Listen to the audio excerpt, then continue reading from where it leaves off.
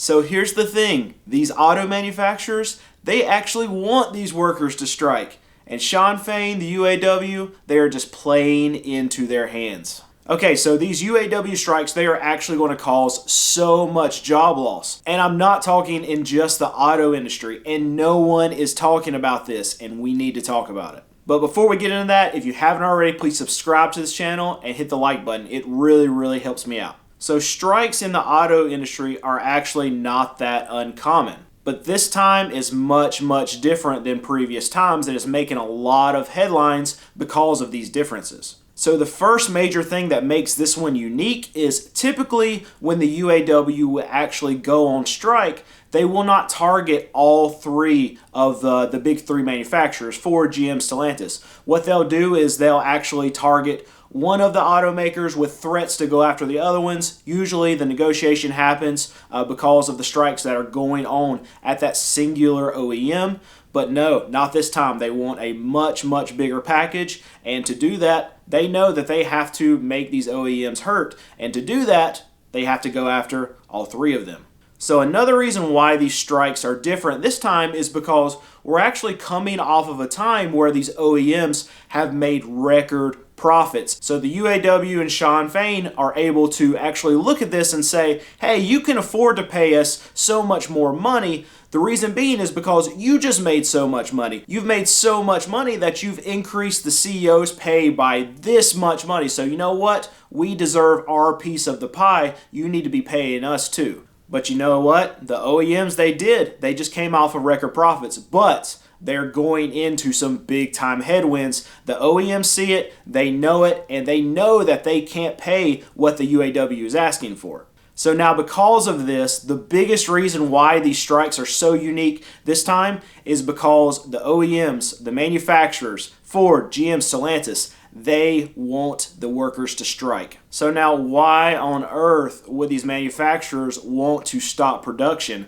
Why would they want their workers to go on strike so they can actually slow down these vehicles, these big trucks coming out and getting to dealers? It's because demand has absolutely cratered. A lot of these dealers are having a hard time selling these vehicles that these OEMs are getting to them, and things are about to get a whole lot worse. And really, a production cut is well overdue, but the reason why a lot of these OEMs haven't cut back on production is because they knew that these contracts were coming up. They knew that there were going to be a strike, and they knew that they were going to have this easy scapegoat in the form of these UAW strikes, so they didn't have to go to their shareholders and say, you know what, there's no demand for these trucks. It's all washed up. The interest rates are too high.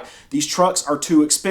Customers are not buying them. And now they don't have to go to their shareholders and say, you know what, we can't sell these trucks because there's no demand for them. Shareholders would really not like to hear that. Instead, now they can say, you know what, our production has to get cut because we don't have anybody to work because our workers are on strike. And now the UAW has come in and asked for the world from these OEMs, and they can't pay it. Even if they were doing well, they were getting production out, they were still selling the amount of vehicles that they were pushing to these dealers, it's still too much. Their balance sheets won't support it. But from the UAW side, Shawn Fain is doing exactly what he's supposed to do. You're supposed to go in and ask for something high. The OEMs are supposed to offer something lower. You're supposed to meet somewhere in the middle. So the UAW is actually doing what they're supposed to do.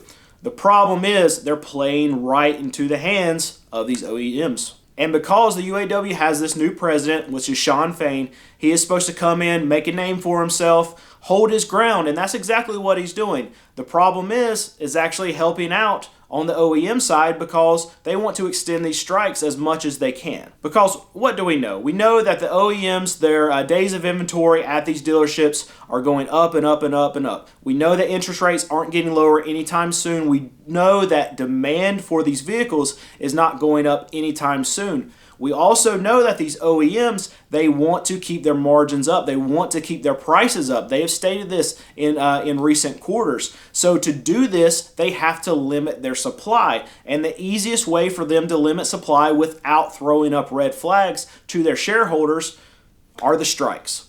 And the UAW president, Sean Fain, he has been an absolute celebrity over these last 2 weeks. He has been on CNN, Fox, all the news outlets. He's been all over YouTube. This UAW strike has been covered probably more than any other strike that the auto industry has seen before. But for once, I would want one of these reporters to please ask him, Sean, what if the OEMs actually want the strike? Maybe that's why they're not coming to the table with an offer that you think is reasonable. So here's the problem, not just for the auto industry, but for a large part of the economy. See, these strikes, whether or not the UAW might realize it or not, actually have a lot of wide-reaching effects that they don't have an intention of doing, but is going to happen. And that's in the form of job losses of people who aren't even in the unions. So I can give you an easy example of this. I actually have a friend who works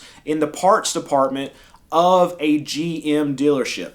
And what he does is he basically gets parts off of a pallet, and then he is the one that's in charge of actually distributing. He transports these parts. So what this GM dealership has been doing in anticipation of these strikes is buying up as many parts as possible because they knew that the strikes were going to happen, and a lot of these GMs that I've been talking to think that the strikes are going to last for a very long time. So they're loading up on parts, they're loading up on newer used vehicles because they're worried they're just not going to have access to them. So a few weeks ago, my buddy was actually slammed with work. He had tons and tons of parts coming in each and every day because the dealership was ordering them and they were able to get them in. But fast forward to now, and he has almost no work because they're not getting any parts in. One, because they just can't get them in because the strikes are happening. And two, because their dealership has already over-ordered, so they're not trying to seek out parts that are still available. So my buddy, who depends on these parts coming in to actually get his hours at this dealership, is now finding that him and a lot of the guys that he works with don't have work because these parts that were coming in that they were supposed to transport out, they are not coming in. So this past week, he told me he looked at the pallet of the parts that come in, and there were 7 on there. So almost nothing. That equates to no work. And what he believes is going to happen is that maybe him, maybe a few of the other guys that actually work there in this position, they're going to get laid off because there's literally just nothing for them to do. And this is just one example. This same thing is happening all the way across the country. So if GM dealerships are not going to be able to get parts, then there's no way that a lot of these mechanic shops are going to be able to get parts. And if these shops can't get parts, they can't fix cars. If they can't fix cars, they're not going to have any work. So it's also going to hit these mechanic shops really hard. And I've been talking just about the auto industry, but these strikes are actually going to hit much, much more than that. So I've heard quite a few analysts now talk about that if the UAW stays on strike for at least 10 days, it will actually send Michigan into a recession. And guess what? We're well above that 10-day mark now. So if these analysts are right about that, guess what? Michigan's already in a recession. Now, what's that mean? That means in the state of Michigan, people are going to be scared. And when people are scared, they're not going to spend money. And when the velocity of money goes down, even in just a targeted area like one singular state, then that can actually cripple a lot of small businesses. And small businesses are who employ a majority of the working population. And when you cripple these small businesses, what happens? They have to close their doors and people lose jobs. And when people lose jobs, the velocity of money goes down even further, which hurts more small businesses, which means more closures, more layoffs. It's a big domino effect. And you know what? It just hurts everyone. So as these strikes continue to go on, not only will they cripple a lot of the auto industry workforce, they're actually going to hit a lot of the labor force in general, especially in these targeted areas like Michigan or other places that are very plant dependent. And I know this is not what the UAW intends for, but this is an absolute consequence of these strikes. So here's the thing for the big three. I believe that they want these strikes to continue to go on. It would actually be the worst case scenario for these OEMs if the strikes would end today. What that means is, one, they would have to actually pay more to their workers that they really can't afford, and two, they would have to continue this production and get these trucks out to these dealers, which these dealers are already getting loaded up on. And pretty soon, if the production ramps up and continues again, these dealers are going to have to turn away their allocations, turn away a lot of these truck deliveries because they are already at capacity as it is.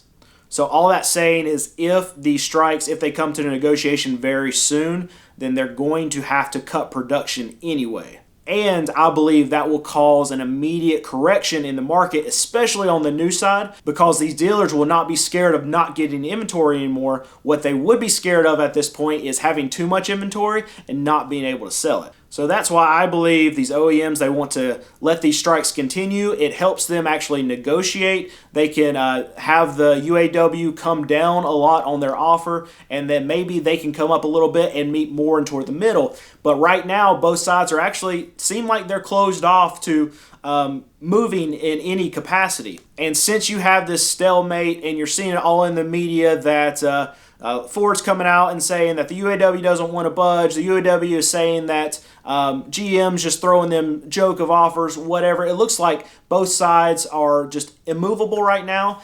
And in that case, it looks like there's actually no end in sight for these strikes. So now, my opinion is that these strikes, because the UAW is not ready to give in, and because the OEMs kind of want this production to slow down, I think they are going to take a long time. That's my opinion. That's what I think. That's what, as far as my business goes, that's what I'm planning to happen. So what's that going to do to the market? Well, what it's going to do is it's going to keep new car prices, especially across the big three, it's going to keep them elevated. And the reason being is because a lot of these OEMs, these GMs that I'm talking to at a lot of these dealerships, they're worried about not being able to replace the vehicles that they can sell right now. They're having a hard time selling, but they're staying stubbornly high because they're worried about replacing the vehicles that they are able to move. So that means market adjustments might rear their head back up. These dealers are going to be less likely to actually move off their prices. They're going to be less likely to negotiate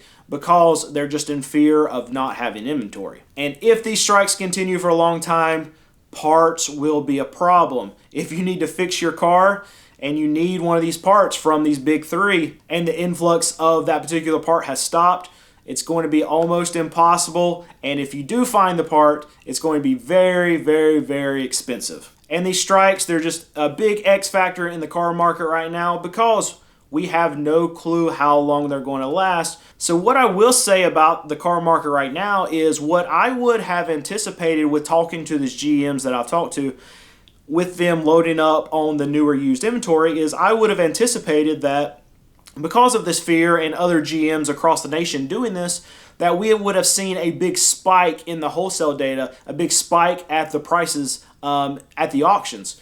And we haven't seen that yet. And that's kind of troublesome for the used car market and for dealers in general, because with this fear being entered into the market of the lack of inventory, and the price is not spiking, then that means these dealers really are overexposed and they're not worried about going out and trying to load up in anticipation of not having inventory in the future.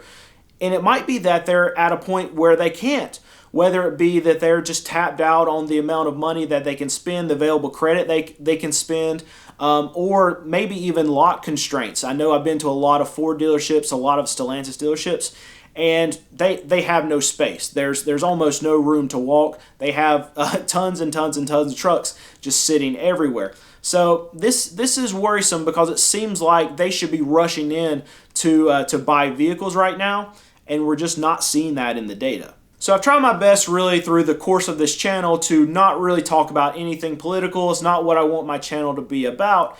But it's kind of difficult in this situation to not talk about it a little bit because this administration has obviously picked a side. So now during this strike, President Biden has actually gone to the picket lines and stood with these workers to show his support of the strikes. And I find that kind of amusing because of what would happen to these auto manufacturers if the UAW got exactly what they wanted. So let me explain. So the big three manufacturers, they have actually come out and said that if they were to pay the UAW what they wanted, it would actually put their companies into jeopardy. So if, like what President Biden is supporting, if they would give the UAW exactly what they want, then it could potentially bankrupt these companies. At which case, they're too big to fail, and the government would come in and bail them out. So the reason why it's kind of amusing to me, because this administration supports the UAW. UAW would get what they want. If the UAW gets what they want, then the government has to step in and actually bail out the companies. So really, in this, they would have to support both sides. The UAW going into the strikes, and then the big three coming out of bankruptcy. So after saying all of this, I can tell you that I don't know what these workers should earn. I don't know what these OEMs should pay. I do not know what is fair compensation. I do not know what is fair for the benefits for the UAW and what makes sense on the business side for these OEMs. So I'm not going to give an opinion on whether I think the UAW is right, whether I think the OEMs are right, or even where they should meet at. But I can tell you, as a human being and as someone who has worked my butt off, that if I find myself working for an employer that I feel like I'm not being treated fairly, that if I'm not being compensated for what I am doing, that if I feel like I have to fight with my employer to actually be treated fair, to actually be compensated the way that I need to be compensated, then that's not a place that I'm going to choose to work.